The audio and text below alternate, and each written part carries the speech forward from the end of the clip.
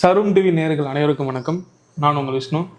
இன்னைக்கு நம்ம பார்த்தீங்கன்னா ஜோசியத்தை பற்றி பலவிதமான தகவலை நம்ம பேச போகிறோம். அதை பற்றி பகிர்ந்திருக்க நம்ம கூட பார்த்தீங்கன்னா சிவகிரி சூரியநாதன் ஐயா நம்ம கூட கலந்துருக்காரு. ஐயா வணக்கம் ஐயா. வணக்கம் ஐயா. உங்களை பற்றி ஒரு சின்ன அறிமுகம் ஐயா. என்னுடைய ஜோதிட பாதை அப்படின்னு சொல்கிறதுங்கய்யா 20 வயதில் முழுமையாக தொடங்க ஆரம்பித்தது. இன்றைய வரைக்கும் 35 ஆண்டு காலம் அதிலேயே பயணிச்சுக்கிட்டு இருக்கிறோம். அது பெரிய கடல். அதில் ஓரளவுக்கு முத்தெடுக்கிறதுக்கு கரையோரமாக பயணிச்சுக்கிட்டு இருக்கிறோம் அப்படிங்கிறது தான் இதனுடைய சிறப்பு நிலைங்கய்யா. இதில் முழுமை முற்றுப்புள்ளி அப்படிங்கிறது யாராலையும் தீர்க்கம் எடுக்க முடியாது. இருப்பினும் அடிப்படை விஷயங்களுக்கு அல்லது தற்காலிக தேவைகளை எந்த அளவில் நாம் அதை பயன்படுத்தலாம் அப்படிங்கிறதுக்கு முன்னோர்கள் நிறைய விஷயங்களை சொல்லிட்டு போயிருக்காங்கய்யா. அதன்படி நம்ம கடைப்பிடிச்சிக்கிட்டு வர்றோம், வழிகாட்டிக்கிட்டு வர்றோம், கலந்துரையாடுறோம், மக்களுக்கு நல்ல தகவல்களை கொடுத்துக்கிட்டு வர்றோங்கய்யா. ஓகே, நம்ம பார்த்தீங்கன்னா இந்த தொடரில் ஜோதிடத்தில் எப்படி நம்ம அணுகணும், அதுக்கான அர்த்தங்கள் பல பேருக்கு தெரியல, ஜோதிடம்னா என்னென்ன இருக்குன்னு தெரியல. ஸோ நம்ம ஒரு டாபிக்கா தொடர்ந்து நம்ம பேசுவோம். முதல்ல பார்த்தீங்கன்னா 12 ராசிகள். முதல்ல ராசிகள்னா என்ன, அது எங்க இருந்து ராசிகள் வருது தொடங்குது? மேசம்ங்கிற, அதாவது இதை ஜோதிடத்துல வான வீதி அப்படின்னு சொல்லுவாங்கய்யா. அந்த வானம் நீள்வட்ட சுழற்சியில் இருக்கிறதுல நட்சத்திர மண்டலம், நட்சத்திர கூட்டங்கள், அந்த ஒவ்வொரு நட்சத்திர கூட்டத்தையும் ஒரு நாமம் சொல்லி வழங்குறாங்க முன்னோர்கள். அதுல அசுபதியில தொடங்கி ரேவதியில முடியுதுங்க அந்த 27 நட்சத்திரங்கள். இதை நம்ம அளவீட்டுக்காக நம்ம எந்த இடத்துல எந்த பாகை அளவில் இருக்குது அப்படிங்கிறத நம்ம தெரிஞ்சுக்கிறதுக்காக நட்சத்திரத்துக்கு அளவு கொடுத்துருக்குறாங்க. ஒரு நட்சத்திரத்தினுடைய அளவு 13 பாகை 20 கலை அப்படிங்கிற அளவு இருக்குங்க. இது ஒரு முழு வட்டத்தினுடைய 360 பிரிக்கிறதுக்காக எடுத்திருக்கிறாங்க. 360 நாட்களா? 360 நாட்கள். ஒரு டிகிரி அப்படின்னு நம்ம எடுத்துக்கிறோம், பாகைன்னு சொல்றோம், அது நாள் அப்படின்னு எடுத்துக்கிறோம். இந்த 360 முழுமையா சூரியன் கடந்து வர்ற காலம் ஒரு ஆண்டு. அதை 12ஆ பிரிச்சிருக்கிறாங்க. 360 12ஆ பிரிச்சதுல 30 பாகை கொண்டதை ஒரு ராசி மண்டலம் அப்படின்னு சொல்றதுங்க. அந்த ராசி மண்டலத்துல இன்னைக்கு எந்த ராசி ஒரு நபர் ஜனனிக்கிறாங்க அல்லது ஒரு காரியங்கள் தொடங்குறோம், ஒரு வேலையை முதல் முறையா ஆரம்பிக்கிறது, என்ன ராசி என்ன லக்னம் அப்படின்னு எடுக்கிறாங்க. அதுல சந்திரன் எந்த நட்சத்திரத்தில் இருக்குதோ அந்த நட்சத்திர வீடு அது இப்ப மேசமா, ரிஷபமா, மிதுனமா. இப்ப இன்றைய அளவு எடுத்துக்கிட்டோம் அப்படின்னு சொன்னோம்னா உத்திராட நட்சத்திரத்துல சந்திரன் பிரவேசிக்கிறாங்க. அந்த நட்சத்திரம் இருக்கிற இடம் மகரம். இன்றைய ராசி இன்றைய நேரம் அப்படிங்கிறது மகர ராசியில சந்திரன் பிரவேசிக்கிறாரு. இந்த கணக்கை வச்சு இவருக்கு யாருடைய தொடர்பு இருக்குது? இப்ப உத்திராட நட்சத்திரம் அப்படின்னு சொல்றோம். உத்திராட நட்சத்திரம் சூரியனுடைய நட்சத்திரம். ஒரு 9 கோள்கள் கொண்டது நவகிரக மண்டலம். அந்த 9 கோளுக்குமே ஒரு கோளுக்கு 3 நட்சத்திரங்கள். இன்றைய நட்சத்திரம் உத்திராட நட்சத்திரம். இந்த உத்திராட நட்சத்திரத்துக்கு அடுத்தது கிருத்திகை, அடுத்தது உத்திரம். இந்த 3 நட்சத்திரமும் சூரியனுடைய ஜென்ம, அணுஜென்ம, திரிஜென்மம் அப்படின்னு சொல்லுவாங்க. இந்த 3ம் மாறாதது, இந்த நாளுக்கு உரியது, இந்த சிறப்புக்கு உரியது அப்படிங்கிற ஒரு கணக்கில் இந்த ராசியை நம்ம புரிஞ்சுக்கிறோங்க. இது பொதுவாகவே ஒவ்வொரு கிழமைகள் அப்படின்னு சொல்றதே ஜோதிடம் தான்ங்க. ஒரு மாதம்னு சொல்றதும் ஜோதிடம் தான், இந்த வருடம்னு சொல்றதும் ஜோதிடம் தான். அதை இதுதான் தீர்க்கம் அப்படின்னு நம்ம தெரிஞ்சுக்காத இருக்கிறதுனால ஒரு மேலோட்டமான பாதையில் மக்கள் பயணிச்சிடுறாங்க. இந்த நட்சத்திரம் அப்படின்னு சொல்றது சந்திரனை வைத்து, இந்த மாதம்னு சொல்றது சூரியனை வைத்து. இப்போ நட்சத்திரம்னா சந்திரனு, சூரியன்னா மாதம். மாதத்தை சொல்லக்கூடியது இப்போ புரட்டாசி மாதம் அப்படிங்கிறோம். கன்னி ராசி, கன்னி வீட்டுக்கு பேரு புரட்டாசி மாதம் அப்படின்னு சொல்றது. மாதம் 12 ராசிக்கு 12 மாதம். சித்திரையில் தொடங்கி பங்குனியில் பூர்த்தி ஆகுதுங்க. இந்த 12 ராசியும் 12 மாதமும் அந்த வீட்டுல சூரியன் பிரவேசிக்கிற நேரத்தை காலம் அந்த மாதம் அந்த ராசி அப்படிங்கிறத நம்ம எடுத்துக்கிறோம். சூரியன் இருக்கிற இடம் 30 நாள் இருப்பார். அது முடிஞ்சு அடுத்த வீட்டுக்கு பயணிக்கிறது மாதப்பிறப்பு, தமிழ் மாத பிறப்பு அப்படிங்கிறதுல நம்ம வழிபாடுகள் பூஜைகள் எல்லாமே பண்ணிக்கிட்டு தான் இருக்காங்க. ஆனா தீர்க்கமா அதுதான் தெரியாம பண்ணிக்கிட்டு இருக்கிறாங்க. தீர்க்கமா அதான் தெரியாம பண்ணிக்கிட்டு இருக்காங்க. இப்ப வந்து பாத்தீங்கன்னா மொத்தம் 12 ராசிகள் இருக்கு. ஒரு ராசிகளுக்கு ஒரு தன்மை இருக்கும். ஒரு ராசி பிரகாரமே ஆமா, ஒரு ராசிக்குன்னு எடுத்தீங்கன்னா இப்ப மேச ராசிக்கு அதிபதி அப்படிங்கிற ஒரு கணக்கு இருக்குங்க. அதாவது செவ்வாய். அந்த வீட்டுல அதிபதியானவர் மேசத்துக்கு செவ்வாய். ரிஷபம் அப்படின்னா சுக்கிரன், மிதுனம் அப்படின்னா புதன், கடகம்ங்கிறது சந்திரன், சிம்மம்ங்கிறது சூரியன், கன்னிங்கிறது புதன், துலாம்ங்கிறது சுக்கிரன், விருச்சிகம் அப்படிங்கிறது செவ்வாய், தனுசு குரு, மகரம் கும்பம் அப்படிங்கிற இரு வீடுகளுக்கும் சனி பகவான், மீனம் குரு பகவான். இது அந்தந்த கிரகங்களுக்கு உரிய குண இயல்பை வெளிக்காட்டுங்க. அதில் வெளிப்படையாக நம்ம எடுத்துக்கலாம். இப்போ செவ்வாயினுடைய மேசம், அதில் 6 வீடு ஆண் வீடாகவும் 6 வீடு பெண் வீடாகவும் உள்ள பிரிதல் இருக்குங்க. அந்த பிரிவில் ஒரு வீடு ஆண் வீடு, மறு வீடு பெண் வீடு, அடுத்து ஆண் வீடு பெண் வீடு, அப்படி ஆண் பெண் அப்படிங்கிற குண இயல்பு அதுக்குள்ள. ஒரு ராசிக்கு வந்து 12 வீடு இருக்கும். ஒரு ராசிக்கு அந்த ராசியை முதல் வீடா வச்சு 12 சுழற்சியில் வருங்க. ஒரு ராசிக்கு அப்படிங்கிறது, ராசி மண்டலம் அப்படிங்கிறது பொதுவாக 12. அதுல இப்போ ஒரு நபர் இப்போதைய நேரம் அப்படின்னு சொல்லி சொன்னோம்னா மகர ராசி. இப்ப மகர ராசிங்கிறது ராசிப்படி இது முதல் வீடு. இதிலிருந்து கும்பம் 2ஆம் வீடு, மீனம் 3ஆம் வீடு, மேசம் 4ஆம் வீடு, அப்படி தனுசு 12ஆம் வீடா கிளாக் வைஸ்ல வந்துருங்க. இப்படித்தான் சுழற்சி. ஓகே, இப்போ வந்து பார்த்தீங்கன்னா நம்ம முதல் ராசியாக மேஷ ராசி பார்ப்போம். மேஷ ராசிக்காரர்களுடைய அந்த தன்மையும் அவங்களுடைய அந்த ராசிக்கான பலனும் பலன் அப்படிங்கிறதுல இப்போ மேச ராசின்னு எடுத்துக்கிட்டோம்னா ஒரு வீடு 30 பாகை கொண்டதுங்கய்யா. அதில் அசுபதிங்கிற நட்சத்திரம் 4 பாதம் இருக்கு. ஒரு நட்சத்திரத்தை 4 பங்குகளாக பிரிச்சிருக்காங்க. பரணி 4 பாதம் இருக்குது, கிருத்திகை முதல் பாதம் இருக்கு. இதில் எந்த நட்சத்திர பாதத்தில் இருக்கிறாங்க அப்படிங்கிறது ஒரு ஆய்வு வேணுங்கய்யா. இதில் அசுபதி நட்சத்திரத்தில் இருக்காங்கன்னா அது கேதுவினுடைய ஆதிக்கம் பெற்ற தன்மை. பரணி அப்படின்னா சுக்கிரனுடைய ஆதிக்கம் பெற்ற தன்மை. கிருத்திகை அப்படிங்கிறது சூரியனுடைய ஆதிக்கம் பெற்ற தன்மை. இப்படி உள்ள ஜோதிடத்தில் இருக்கிற கணிதம். அவர்கள் வந்து பார்த்தீங்கன்னா இப்போ நீங்கள் சொல்றீங்களா, இது வந்து பொதுவாக வாழ்க்கையில் வந்து உங்களுக்கு எப்படி இருக்கும்? வாழ்க்கையில் இப்போ ராசி மண்டலம் அப்படிங்கிற மேச ராசியை மட்டும் வச்சு ஒரு தீர்வு எடுக்க முடியாதுங்க. இது வந்து உடல் மனம் அப்படிங்கிறது தான் ராசி. உயிர் புள்ளி அப்படிங்கிறது லக்னம். உயிர் புள்ளி எங்க இருக்கு, இந்த ராசிநாதன் எங்க இருக்காரு? ராசிநாதன் சொன்னோம்னா மேசத்தினுடைய ராசிநாதன் செவ்வாய். அந்த செவ்வாய் பகவான் வந்து கெட்டுறக்கூடாது. மறைவு நீசம் அப்படி ஆகாம இருந்ததுன்னா இவங்களுடைய வாழ்க்கையில 50% எந்த ஒரு பாதிப்பும் இல்லாம சிறப்பாக இருக்கும்னு எடுத்துக்கலாம். ராசியை மட்டும் வச்சு.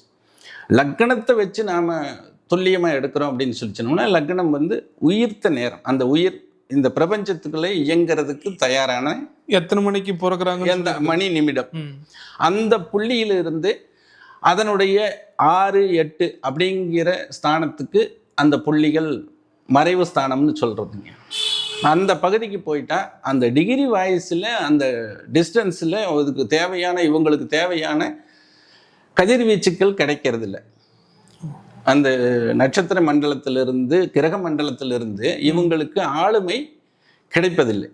அப்படி குறைவாயிடுறதுனால அவங்களுடைய செயல்பாடுகள் ஒவ்வொன்றுலையும் போராட்டத்தை சந்திக்க வேண்டியது, எதிர்நீச்சல் போட வேண்டியது, ஒவ்வொரு காரியத்தையும் 10 முறை 8 முறை போராடி ஜெயிக்க வேண்டியதாக இருக்குது அப்படிங்கிறது அதனுடைய நுட்பம். இப்போ ராசியில் 2ஆவதா இருக்குது பார்த்தீங்கன்னா ரிஷபம். ரிஷப ராசியோட வந்து பார்த்தீங்கன்னா அம்சம் எப்படி இருக்கும்? ரிஷபத்தில் கிருத்திகை 2, 3, 4ங்கிற பாதம்ங்க. கிருத்திகைக்கு அடுத்தது ரோகிணி சந்திரனுடைய 4 பாதம். மிருகசீரிசம் அப்படிங்கிற செவ்வாயினுடைய 2 பாதம்.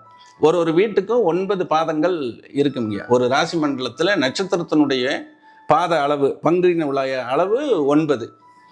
இந்த தன்மையில் இதனுடைய சிறப்பு எப்படி இருக்கும் அப்படின்னு சொல்லி சொன்னோம்னா சுக்கிரனுடைய ஆதிக்கம் பெற்ற வீடு, அங்கே சந்திரன் உச்சம், அங்கே சுக்கிரன் நல்ல நிலையில் இருக்கவோ, சந்திரன் பிரகாசமா அங்கே முழு உச்சம் அப்படின்னு சொல்லக்கூடிய நிலையில் இருந்துட்டா அவர்களுடைய தேவைகள் எளிதில் பூர்த்தி ஆயிரும். யதார்த்தமாகவே அவங்களுக்கு குறையில்லாத வாழ்வா வந்துடுவாங்க.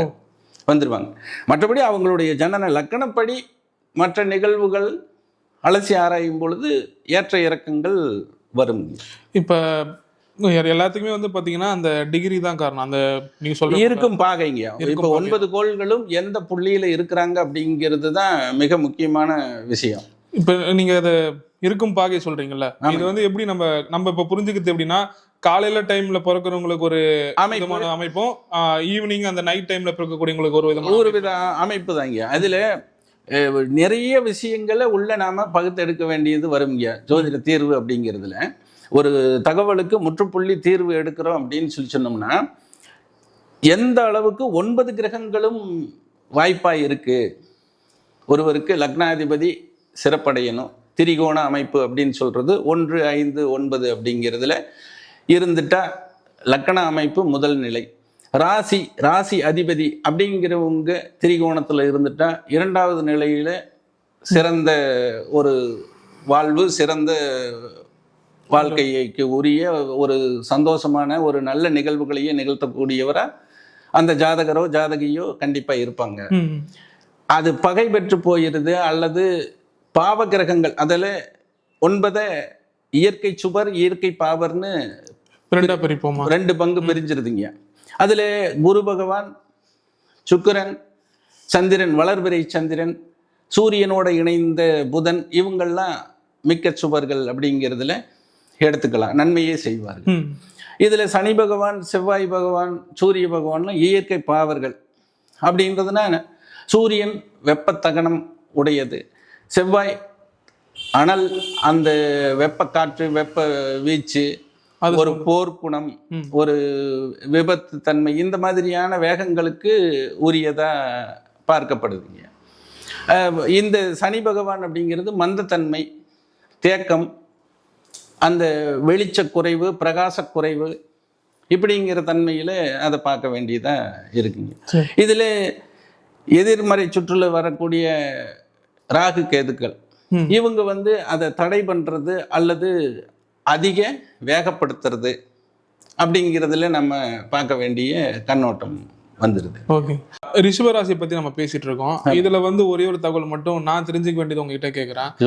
சமீபமா இந்த இங்கிலீஷ் ஆண்டு பிறப்பாகட்டும், தமிழ் ஆண்டு பிறப்பாகட்டும், பல ஜோதிடர்கள் வந்து என்ன சொல்றாங்கன்னா, இது வரக்கூடிய ஆண்டு காலம், அடுத்து வரக்கூடிய 2 ஆண்டு 3 ஆண்டுகள் வந்து பாத்தீங்கன்னா ரிஷபராசிக்கான ஒரு ஆண்டா இருக்கும் அப்படின்னு பல விதமான பல பெரிய ஜோதிடர்களும் இதை சொல்றாங்க. இதை எதை வச்சு கணிக்கிறாங்க? இது போல வந்து இந்த ராசிகளுக்கு இந்த வரக்கூடிய ஆண்டுகள் வந்து மிக சேமத்தை தரும்னு சொல்லிட்டு, அது சிரமத்தை தருவது அல்லது சுபத்தை தருவது அப்படிங்கிறது எதை வச்சு அவங்க எடுக்கிறாங்க அப்படிங்கிறது எப்படின்னா சாமி, அதற்கு உரிய சுபரனுடைய தொடர்பு. ரிஷபத்துக்கு 2ஆம் இடமான மிதுனம், அந்த வீட்டில் இப்ப கோச்சார குரு பகவான் இருக்கிறார். இந்த நிலையில சூரியனோட இணைந்த சுக்கிரன் அந்த 3ஆம் இடம்ங்கிற சந்திரனுடைய வீட்டில் குரு பகவான் உச்சமடைகிறார். 4ஆம் இடமான சூரியன் வீட்டுக்கு அடுத்த ஆண்டு, இந்த 3 ஆண்டுகளும் தொடர்ச்சியா ஆண்டு கணக்கு, ஆண்டை சொல்லக்கூடியது அப்படிங்கிறது குரு. இப்ப எப்படி மாதத்தை குறிப்பது சூரியன் எடுத்தோம் இல்லைங்களா, நாளை குறிப்பது, நட்சத்திரத்தை குறிப்பது சந்திரன், ஆண்டை குறிப்பது குரு. குரு ஒரு ராசி மண்டலத்தை கடந்தார். அதாவது மேசம், ரிஷபம், மிதுனம் அப்படிங்கிறது இப்ப மிதுனத்துல இருக்காரு. மிதுனத்துல அந்த ஓராண்டு 12 மாதம் 14 நாட்கள் அப்படிங்கிற அளவு, அவர் அந்த 30 வகை கிடக்கிறதுக்கு ஓராண்டுங்க. அவர் அந்த ரிஷபத்துக்கு சாதகமான வீடு, புதன் நட்பு வீடு, புதனுடைய அடுத்தது சந்திரனுடைய வீட்டில் உச்சமடைகிறாரு, சூரியன் வீட்டுக்கு பயணிக்கிறாரு. இந்த காலகட்டங்களில் பாவருடைய தொடர்பு இல்லாம இருக்கு, ராகு கேதுக்களினுடைய தொடர்பு குறையுது. அப்ப இவங்களுக்கு சுபிச்சமான காலம் அப்படின்ற இதை வச்சுதான் எடுத்துக்கிறதுங்க. ஓகே, இப்ப ராசியில 3வது ராசி இருக்கக்கூடிய மிதுன ராசி, மிதுன ராசியோடைய அமைப்பு எப்படி இருக்கும்? அந்த மிதுன ராசிக்காரர்களுடைய குணங்கள் எப்படி இருக்கும்? மிதுனம்ங்கிறது புதனுடைய அதிபதி, அந்த ராசி அதிபதி புதன்கியா, அது ஆண் வீடு. புதன் சுபத்தன்மையில் அந்த ராசிக்காரர்களுக்கு அமைஞ்சிட்டார் அப்படின்னு சொல்லிச்சோம்னா புத்தி தெளிந்தவர்களாகவும் நல்ல சமூகத்தை நாடி நல்ல ஒரு செயலை செய்யக்கூடிய ஒரு வெற்றியாளர்களாக, ஒரு அறிவு ஜீவிகள், ஒரு கணித மேதைகள், இப்படிப்பட்ட ஒரு மந்திரித்துவம் வழிநடத்தும் போக்கு இதுல எல்லாம் ரொம்ப பிரகாசமா இருப்பாங்க. அந்த ஸ்தானாதிபதிகள் கெட்டக்கூடாது, அந்த ஸ்தானத்துல பாவர்கள் வந்து அமர்ந்துடக்கூடாது. தொடர்ந்து 4வது ராசியான கடகராசி. கடகராசியோட அமைப்பு எப்படி இருக்கும், அந்த ராசிக்காரர்களுடைய வாழ்க்கை முறை எப்படி இருக்கும், வெற்றி எப்படி இருக்கும்? கடகம் அப்படிங்கிறது வந்து சந்திரனுடைய ராசிநாதன். அந்த வீட்டதிபதி சந்திரன். சந்திரன் வந்து சுபத்தன்மை பிரகாசமான சூழ்நிலையில் இருக்கிற அனைவருக்கும் எந்த ஒரு வழியிலையும் அவங்களுடைய வெற்றியை சூழலுக்கு தகுந்தபடி மாற்றிக்கக்கூடிய ஒரே பிடிவாத குணம் இருக்காது. இடத்துக்கு தகுந்த மாதிரி, காலத்துக்கு தகுந்த மாதிரி, நிகழ்வுக்கு தகுந்த மாதிரி அவங்க மனநிலையை மாற்றிக்கக்கூடிய, விட்டு கொடுத்து போகக்கூடிய சிறப்பு அம்சத்தை பெற்றிருப்பாங்க. அடுத்து 5வது ராசியான சிம்ம ராசி. அது வந்து ஆளுமையான சூரிய பகவானுடைய தனித்த ராசிங்க. அந்த சிம்ம ராசிக்கு பொதுவான ஒரு குண இயல்பு என்ன அப்படின்னு எடுத்தோம்னா, ஒரு தன்னை எந்த வழியிலையும் விட்டு கொடுத்து செயல்பட மாட்டாங்க. அது வெற்றி தோல்விங்கிறது அப்புறம் தான் எடுத்த முடிவை இலக்கை அடைஞ்சே தீருவேன். அது சுபமாகுதோ அசுபமாகுதோங்கிறத கூட யோசிக்காத அளவுக்கு ஒரு வரட்டு பிடிவாதம் அல்லது வைராக்கிய குணம் அப்படி எடுத்துக்கு அவங்களுடைய குணம் அப்படி தாங்கிய பயணிக்கும். அவங்களுடைய அந்த ஆளுமைத்தன்மை, ராஜக வீடு கோள்கள்ல ராஜகிரகம் அப்படின்னு சொல்லக்கூடியது சூரியன். அவருடைய ஆளுமை வீட்டில் அவங்களுடைய குண இயல்பு அப்படின்னு எடுத்தோம்னா அவங்கக்கிட்ட அந்த பிரிஞ்சு போறது, விட்டு கொடுத்து போறதுங்கிறதுக்கு இடம் இருக்காது. எடுத்த முடிவை இறுதி வரை செய்வாங்க. அடுத்து வந்து கன்னிராசி.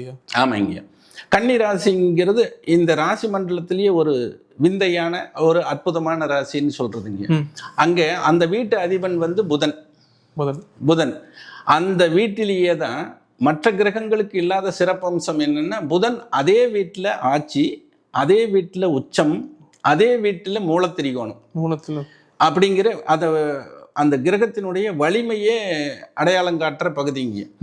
இதுல அந்த ராசிக்கு உரிய புதனுக்கும் சந்திரன் மனோகாரகன், இவன் புத்திகாரகன். அந்த ராசி மண்டலத்தில் சந்திரன் இருக்க பிறந்தவர்கள் அல்லது அந்த ராசியில அந்த லக்னத்துக்குன்னு எடுக்கலாம்.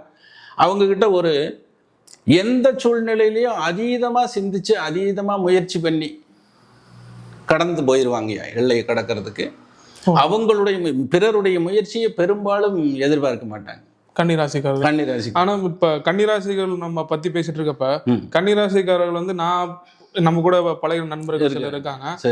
அவர்கள் வந்து இப்ப நீங்க சொன்ன மாதிரி இல்லைன்னுவாங்க. நிறைய பேர் கிட்ட அவங்களும் கேட்டிருக்காங்க, கன்னிராசியோட அமைப்பு இப்படிதான் இருக்குன்னு சொல்லுவாங்க. ஆனா எங்களுடைய வாழ்க்கை முறை தான் தெரியும், நாங்க வந்து அவ்வளவு கஷ்டம் நாங்க பட்டுட்டு இருக்கோம். ஆமா, இவங்க அடுத்தவர்கள் உதவியவே நாட மாட்டாங்க. கன்னிராசி பொறுத்த வரைக்கும் இன்பமோ துன்பமோ தன்னுடைய சுயத்திலேயே பயணிப்பாங்க.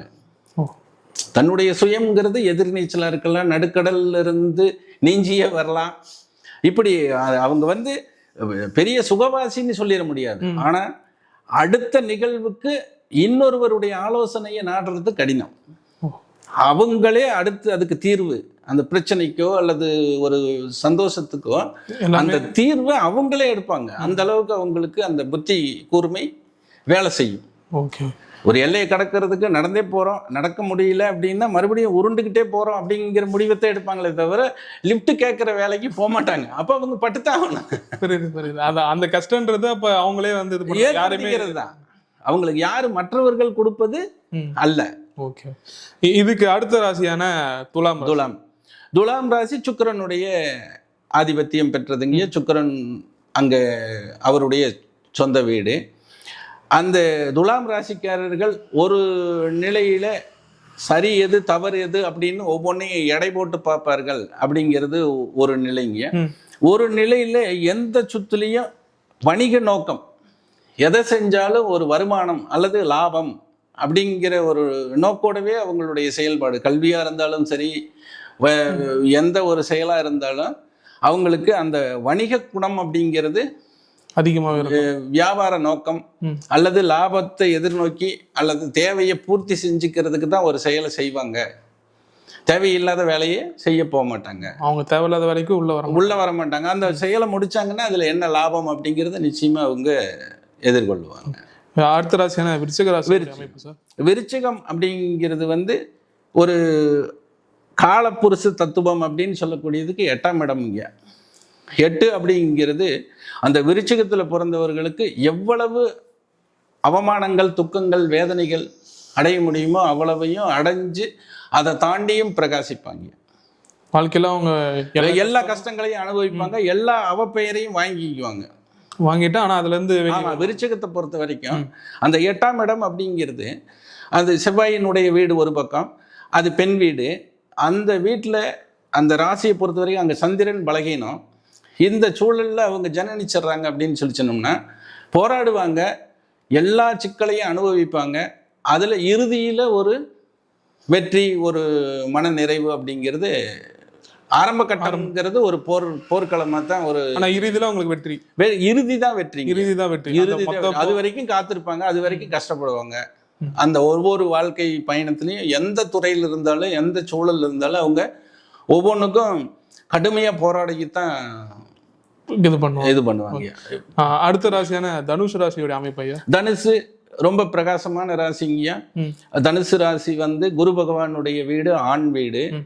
தனுசு வந்து இயல்பா ராசி மண்டலத்துல அந்த வீட்டுக்கு இருக்கிற தத்துவம் அப்படின்னு சொல்லி சொன்னோம்னா போர்க்களம் அப்படின்னு சொல்றதுங்க. அந்த போர்க்கள தத்துவம் அப்படிங்கிறது என்னன்னா ஒரு இலக்கை நோக்கி பயணிச்சு அதுல வாழ்வா சாவா அப்படிங்கிற வரைக்கும் முயற்சி பண்ணக்கூடிய அந்த இறுதி போராடக்கூடிய குண இயல்பு, ரொம்ப வைராக்கியம், சிம்மத்துக்கு ஈக்குவலா சொல்லலாம். அந்த அளவுல இது கொஞ்சம் ராஜதந்திரத்தை, ராஜ நுணுக்கங்களை பயன்படுத்துற ஆற்றல் தனுசுக்கு இருக்கும். இப்ப தனுசு ராசி வந்து பாத்தீங்கன்னா பலர் என்ன சொல்லுவாங்க, அந்த தனுஷுன்னு பெயர் வைக்கிறதுக்கான காரணமே அதான். அவங்க அந்த தனுசு ராசியில் இருந்தாதான் இந்த பெயரே வந்து அவங்க வைப்பாங்க அப்படின்றாங்க. அது உண்மையாக தனுசுங்கிறது சொல் வழக்குல எடுத்துக்கிறோங்க பேருன்னு நினைச்சுக்கிறோம். அது வில் அம்புங்கிறத அதுக்கு பேரு ராமாயண காவியத்திலேயே தனுசை ஒடித்தார் அப்படின்னு அந்த வில் அம்புங்கிறது தான் அதனுடைய குறியீடு. அது போருக்கு தயாரா இருக்கிறது அல்லது கற்றுக்கிட்ட கலையை பிரயோகப்படுத்துறது.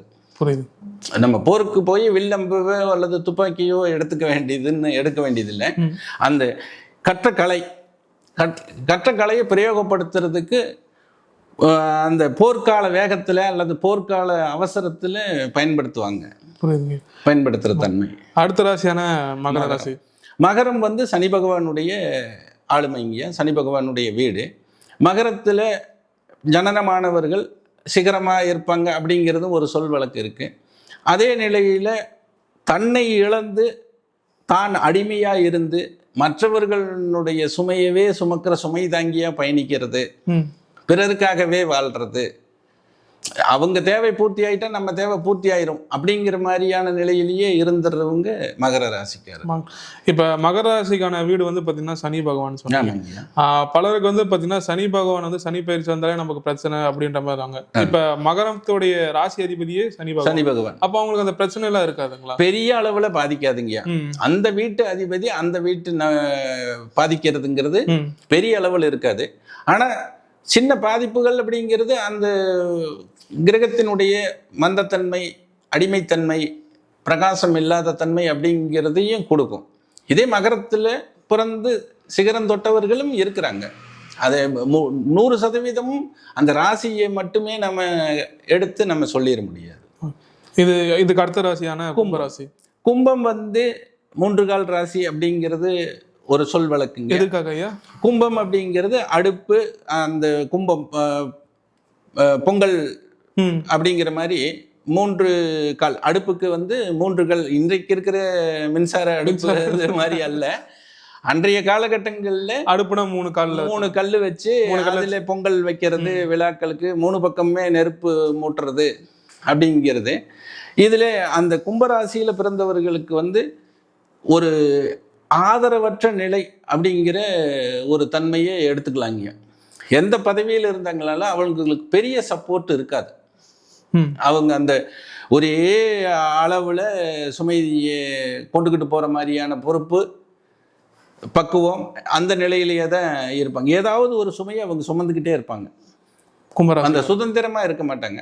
அவங்களுக்கு உரிய சுமைங்கிறது அடுத்தடுத்து ஏதாவது ஒண்ணு, இப்ப சாதம் சமைச்சு முடிச்சிட்டோம்னு சொல்லிச்சோம்னா சாம்பார் வைக்கிறதுக்கு ரெடி ஆவாங்க. அப்புறம் கூட்டு பொரியல், இந்த மாதிரி அந்த ஒரு உதாரணத்துக்கான நம்ம எடுத்துக்கிறோம். அதே மாதிரி தான் வாழ்க்கையில ஒரு பிரச்சனையை முடிச்சாங்கன்னா இன்னொரு பிரச்சனை அவங்களுக்கு வந்துகிட்டே தான் இருக்கும். ஆனா அதை சுமந்துக்கிட்டு போவாங்க. அது வந்து அவங்களுக்கு பெரிய பாரமா தெரியாது, அப்படியே பழகி போயிடும். அந்த மாதிரியான அவங்களுக்கு அந்த பிரச்சனையில இருந்தா அந்த பிரச்சனை மொத்தம் பழகி. ஆமா, பிரச்சனையே அவங்களுக்கு வந்து ஒரு நிகழ்வா போயிடும், அல்லது அது ஒரு ரொட்டீனான ஒரு தன்மையில அவங்க பழகிக்குவாங்க. ஆனா அவங்க முழு சுதந்திரமா ஏகாந்தமா இருக்கிறாங்க அப்படிங்கிற மாதிரி நம்ம பார்க்க முடியாது. கடைசி ராசியான மீன ராசி. மீனம் வந்து குரு பகவானுடைய ராசி தாங்க, அது பெண் வீடு. அந்த மீனத்தை பொறுத்த வரைக்கும் எந்த ஒரு சூழ்நிலையிலையும் நழுவி பயணிச்சிருவாங்க. அதுதான் அந்த மீனுடைய தன்மை. மீனுடைய தன்மை போல அந்த மீனத்துக்கு அந்த குரு, இந்த தனுசில் இருக்கிற குரு வந்து ஒரு யுத்த களம் போல கத்த வித்தையே பயன்படுத்தியே தீர்வுங்கிற ஒரு வைராக்கியம் இருக்கும். மீனத்தை பொறுத்த வரைக்கும் அவர் கற்ற அறிவை வச்சு எப்படி தப்பிச்சுக்கலாம், அந்த பிரச்சனை எப்படி, அந்த இதுல இருந்து நன்றி வணக்கம் எதுக்கும் பதில் சொல்லாம, நீங்க கேட்டது ரொம்ப அருமையா இருக்குது ஆனா வணக்கங்க, இதுல வந்து எதுலையுமே யாரும் சிக்கிக்க மாட்டாங்க. இந்த தீர்க்கம் ஆமா எனக்கு தெரியும் அப்படிங்கிறதுக்கு வாலண்டரியாவில் ஒத்துக்கவே மாட்டாங்க. அப்படி இருக்குதுங்களா, நீங்க சொல்லிட்டீங்க அப்ப கரெக்டா தான் இருக்கும், நீங்க தான் சொன்னது சரி, அப்படியே மற்றவர்களை சிக்க வச்சுட்டு இவங்க அந்த மீன் போல நழுவிடுவாங்க. இப்ப தொடர்ந்து 12 ராசிக்கான அந்த அமைப்பு எப்படி இருக்குன்னு நம்ம பார்த்தோம். நம்ம தொடர்ந்து பேசுவோம். அடுத்த ஒரு வரக்கூடிய காணொலியில வந்து பாத்தீங்கன்னா 27 நட்சத்திரத்துக்கான அமைப்புகள், அதுக்குள்ள இருக்கக்கூடிய பாதத்துக்கான அமைப்புகளும் நம்ம தொடர்ந்து பேசுவோம். உங்கள் நேரத்திற்கு எங்கள் சர்வம் டிவி சார்ந்த நன்றிகள். ரொம்ப நன்றிங்க, ரொம்ப நன்றிங்க. பகிர்ந்துக்கலாம், எல்லாத்துக்கும் பயனுள்ளதை பகிர்ந்துக்குவோம். கண்டிப்பா, நல்லதுங்க. தொடர்ந்து நம்மளுடைய வீடியோ பார்த்துட்டே இருங்க. ஜோதிடம் சார்ந்த பல தகவல்கள் வந்து பாத்தீங்கன்னா நம்ம தொடர்ந்து வீடியோல ஐயா கிட்ட நம்ம பேசி தெரிஞ்சுக்க போறோம். ஸோ சர்வம் டிவி நேயர்கள் அனைவருக்கும் நன்றிகள்.